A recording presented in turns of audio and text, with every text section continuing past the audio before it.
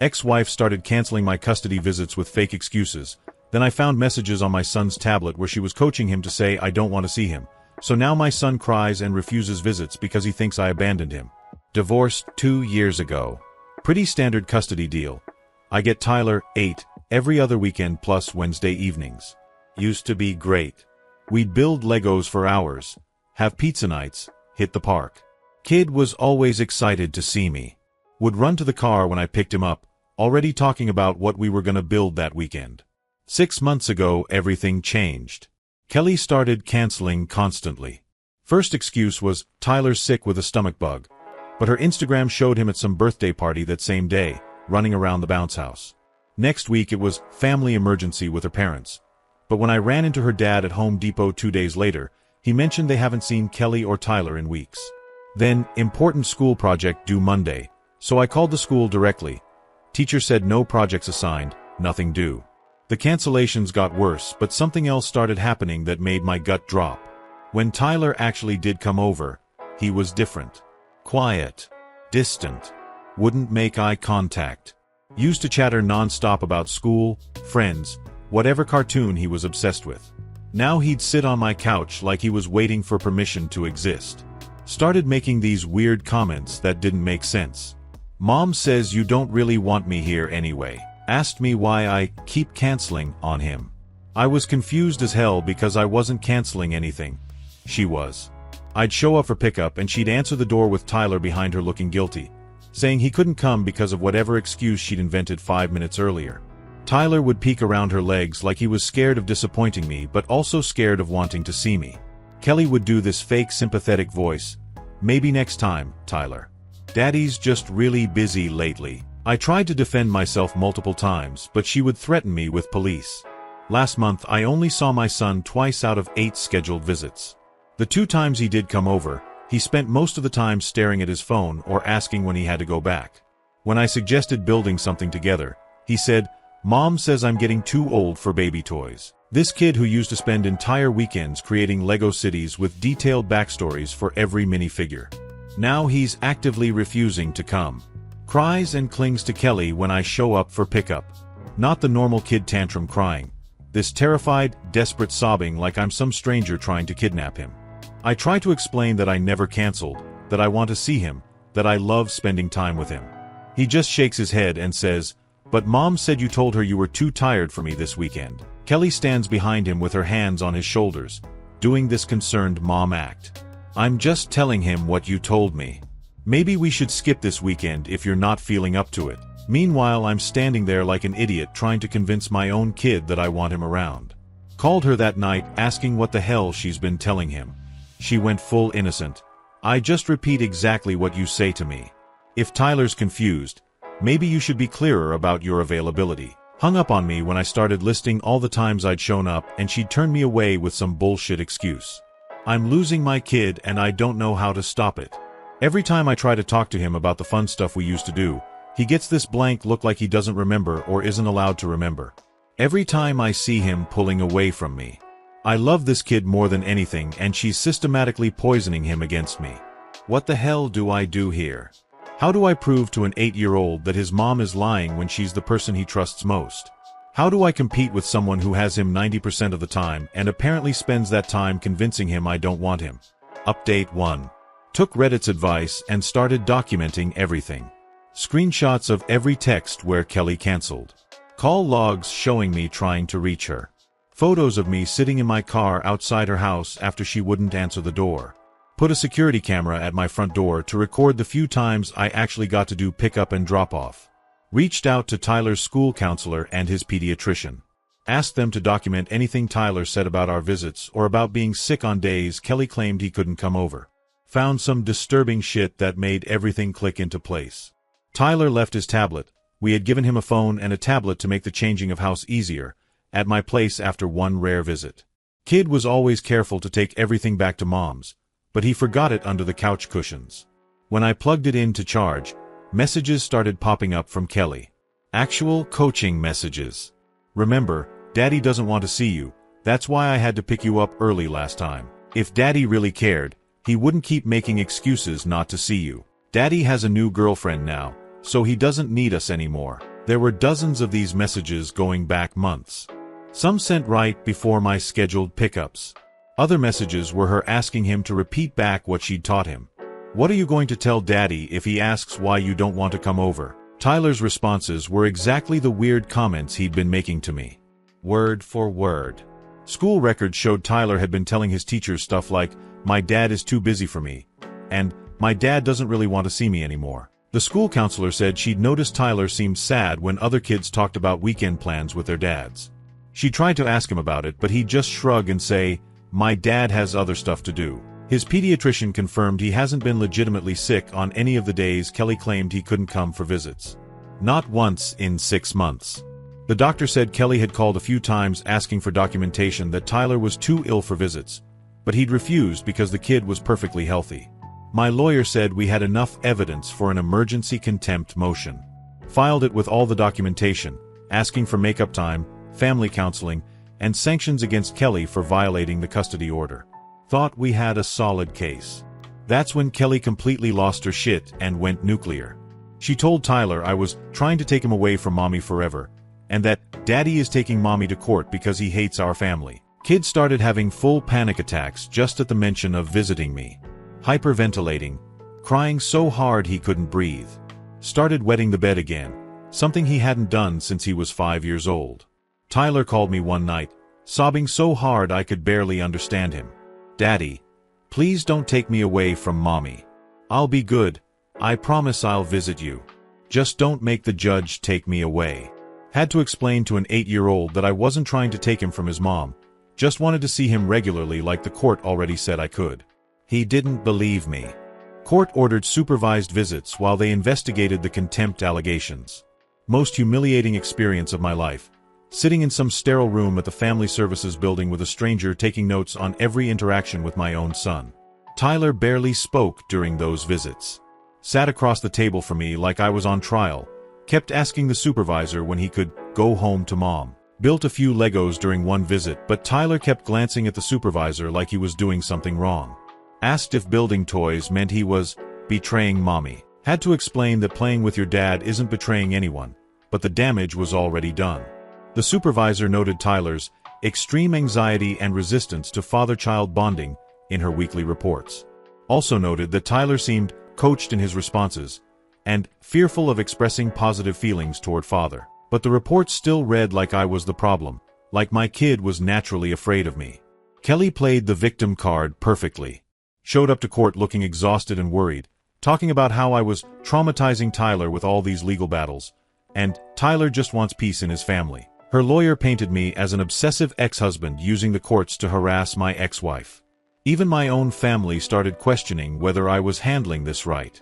My mom pulled me aside after dinner and suggested maybe I should back off for now, let things settle down. Said Tyler seemed really stressed when she'd seen him at Qley's parents' house. They were friends before I even met Qley. My dad agreed.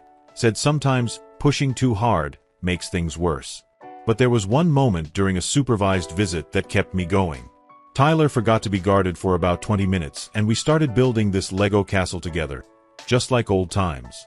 He got excited about the drawbridge mechanism, started explaining this whole backstory about the knights who lived there. For those 20 minutes, he was my kid again. Then he seemed to remember where he was and who was watching. Pushed the castle away and whispered, "I missed building with you, Daddy," before going quiet and asking if the visit was almost over.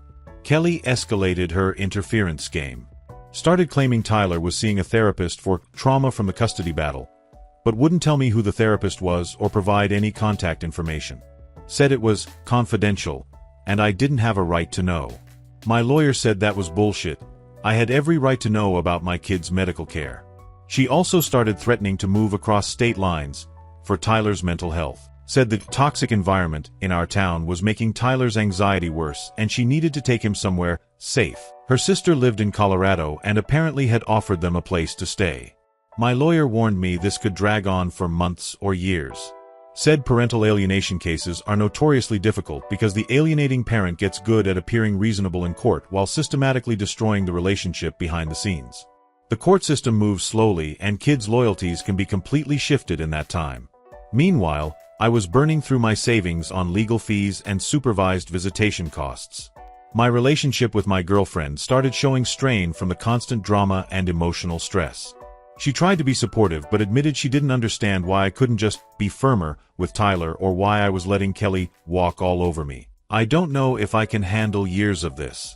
My kid thinks I abandoned him, thinks I don't love him, thinks I'm trying to hurt his mom. And there's nothing I can say or do to convince him otherwise because the person he trusts most in the world is feeding him poison every single day. Update 2. Court finally appointed a child psychologist to do a comprehensive evaluation of our family situation. Took 3 months of legal back and forth before that happened. Qley fought the appointment, claiming Tyler was too fragile for psychological evaluation and that it would re-traumatize him. The psychologist has been working with Tyler for 8 weeks now, and the stuff she's uncovered is absolutely insane. Kid admitted during their 3rd session that he has to say Daddy doesn't want me, but he's genuinely confused about what's actually true anymore. Been living with contradictory messages for so long that he can't trust his own memories or feelings. The psychologist used play therapy techniques to get past Tyler's defenses. Had him draw pictures of his family, play with dollhouses, tell stories about the toy figures. During one session, Tyler drew a picture of 3 people, him in the middle, me and Qley on opposite sides pulling his arms. When the psychologist asked how the little boy in the picture felt, Tyler said, scared, and like he's gonna break. Another drawing showed Tyler standing outside 2 houses, one dark and scary, one bright and happy. When asked which house was which, Tyler pointed to the bright one and whispered, "That's Daddy's house, but I'm not allowed to like it." Said he was scared if I like Daddy's house. Mommy will be alone forever and it'll be my fault. The psychologist identified Qley's specific manipulation tactics in her preliminary report. She's been using textbook emotional blackmail, telling Tyler that if he enjoys time with me, Mommy will be sad and alone. Creating false loyalty binds. You can only love one parent, so who do you choose? Gaslighting him about his own experiences. Convincing Tyler that his good memories with me never happened or were somehow wrong. Most fucked up was the victim playing Qley's been doing. Telling Tyler that Daddy is trying to hurt our family, and Daddy wants to take you away so Mommy will be sad. Making an 8-year-old feel responsible for protecting his mom from his own father. But Tyler isn't just parroting Qley's lies anymore. The constant emotional manipulation has genuinely traumatized him. He's developed what the psychologist called loyalty conflict anxiety. He actually believes he's protecting his mom by rejecting me, and he's terrified that loving both parents will somehow hurt one of us. Has nightmares about Qley and me, fighting over him like a toy. Wakes up crying from dreams where he has to choose which parent lives and which one dies. Told the psychologist he wishes he could just disappear so Mommy and Daddy wouldn't fight anymore. Shows real signs of generalized anxiety disorder now. Nail biting, sleep problems, stomach aches before any mention of custody stuff. Kid who used to be outgoing and confident is now anxious about everything, constantly seeking adult approval and afraid of making anyone upset. Qley found out I was documenting everything and shifted her strategy. Instead of obvious lies that could be caught, she started focusing on subtle emotional manipulation that's harder to prove in court. Enrolled Tyler in baseball, guitar lessons, and art class, all scheduled during my custody time. When I objected, she said, "Tyler asked for these activities. Don't you want him to pursue his interests?" Tyler confirmed to the psychologist that he never asked for any of those activities. Said Mommy told him, "Daddy won't mind if you miss visits for important things. And Daddy will be proud that you're learning new skills instead of just playing with toys." Court finally found clear evidence of parental alienation based on the psychologist's initial report. Ordered reunification therapy with a specialist who works specifically with alienated families. Also ordered Qley to attend co-parenting classes and individual counseling to address her boundary issues and inability to support the father-child relationship. But Qley's a master at following the letter of court orders while completely violating the spirit.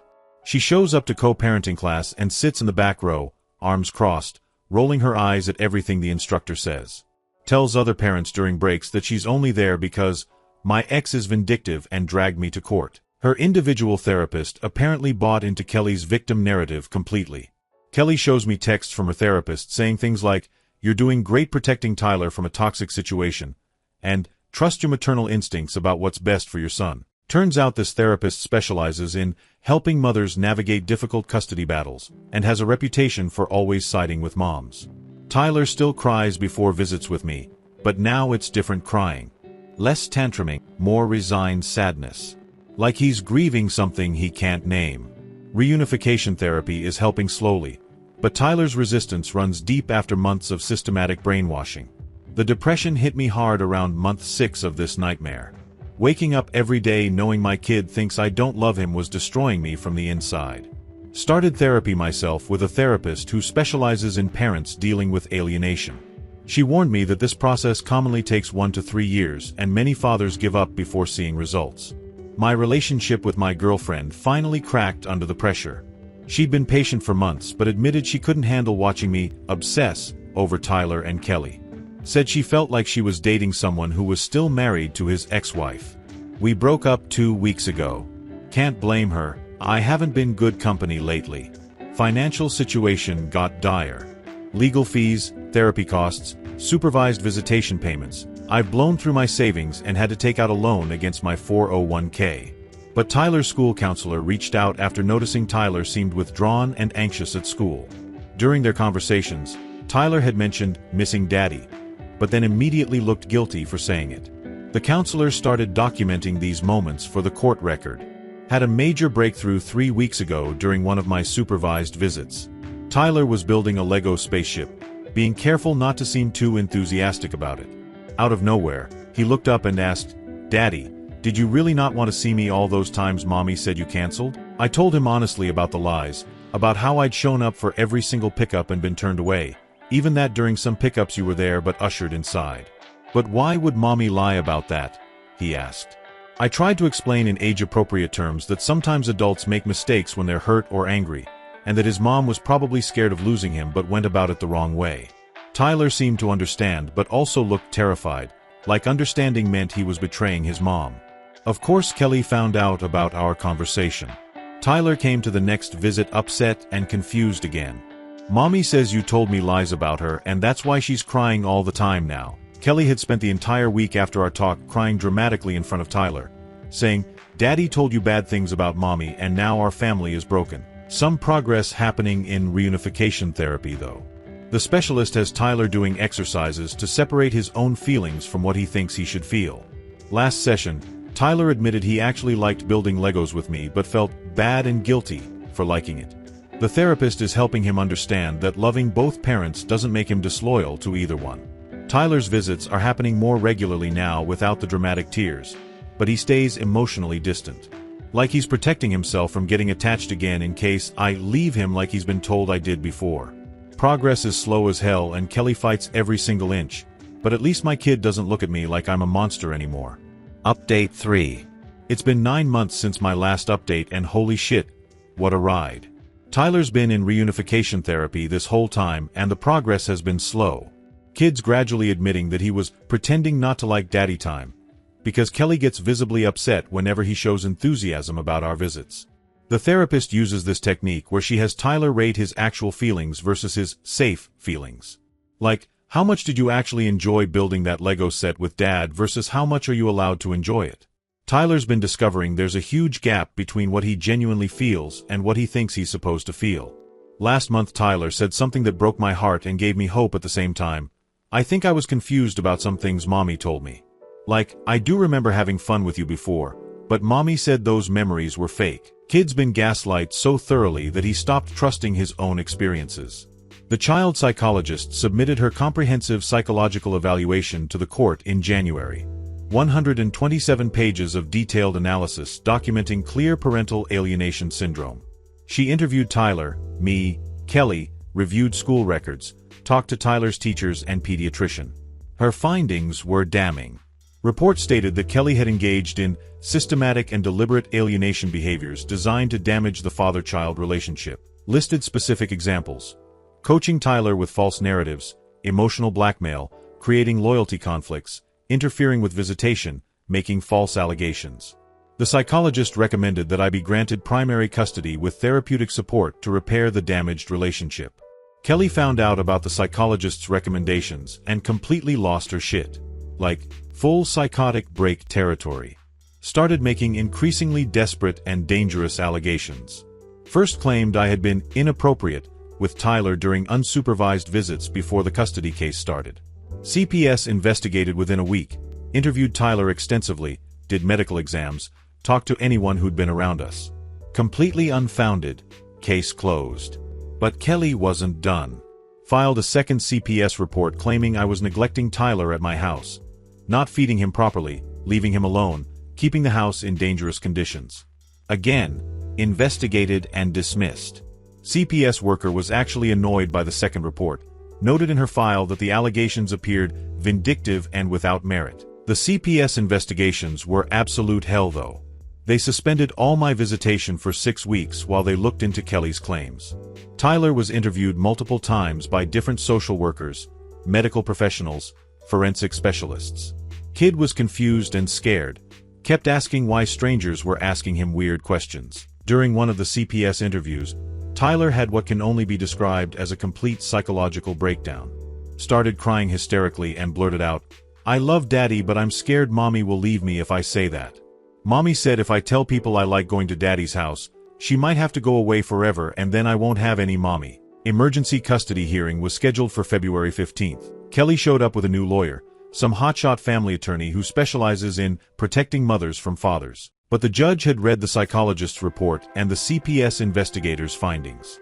Qley's new lawyer tried to argue that I had manipulated the evaluation process and that Tyler's statements were coached by me. The judge wasn't buying it. Granted me temporary primary custody effective immediately. Qley would get supervised visits twice a week pending her completion of extensive individual therapy and a parental alienation education program. Qley screamed at me in the courthouse hallway that I had stolen her son and she'd never forgive me. Getting Tyler back full-time has been intense as hell. First week he tested every single boundary I set, like he was waiting for me to prove I didn't actually want him around.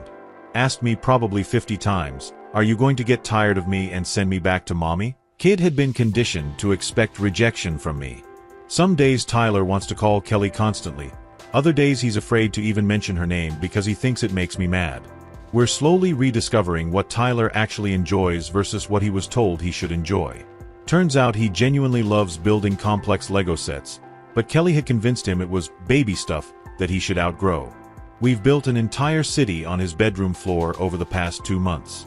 Kid's creativity and enthusiasm are slowly returning.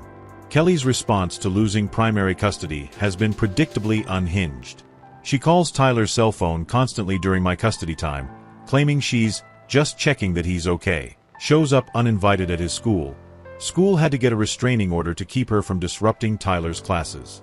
Sends Tyler guilt-tripping text messages like, "Mommy misses you so much I cry every night," and "I don't know why Daddy won't let you come home where you belong." Tyler shows me these messages looking confused and upset. We've had to block her number on his phone and route all communication through a co-parenting app monitored by the court. Last week, Qley violated the custody order by picking Tyler up from his after-school program without permission. Told the staff there was a family emergency, and she needed to get Tyler immediately. School called me while Qley was driving away with Tyler. Had to call the police to get my kid back. Tyler came home that evening completely distraught. Qley had spent those 3 hours telling him that I had tricked the judge into taking him away from her and that she might have to go away forever because of what I did to their family. Kid was sobbing, begging me not to send Mommy to jail for picking him up from school. The supervised visitation supervisor reports that Qley continues trying to manipulate Tyler during their twice-weekly sessions. She'll say things like, "I hope Daddy is being nice to you," in this martyred tone that implies I'm not. Or she'll ask loaded questions like, "Do you miss living with Mommy?" right in front of the supervisor. Qley filed an appeal of the custody decision in March. Her new legal strategy is claiming that the psychologist's evaluation was biased and that the court relied on junk science about parental alienation. Her lawyer's argument is that Tyler's resistance to visiting me was genuine and based on real concerns, not manipulation. She's also claiming that I orchestrated the whole situation by being an uninvolved father during the marriage and then suddenly demanding custody out of spite. Complete bullshit.